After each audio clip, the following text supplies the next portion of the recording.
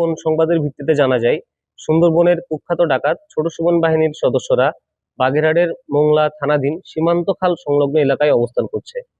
প্রাপ্ত তথ্যের ভিত্তিতে আজ 30 মার্চ 2026 তারিখ সোমবার সকাল 6টায় কোস্টগার্ড বেস মোংলা ও স্টেশন হারবাড়িয়া কর্তৃক উক্ত এলাকায় একটি বিশেষ অভিযান পরিচালনা করা হয়।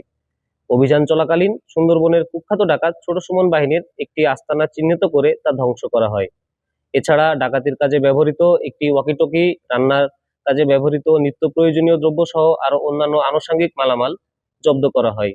এ সময় কোস্টগার্ডের উপস্থিতি টের পেয়ে ডাকাত ছোট সুমন বাহিনীর সদস্যরা সুন্দরবনের গহীনে পালিয়ে যাওয়ায় কাউকে আটক করা সম্ভব হয়নি।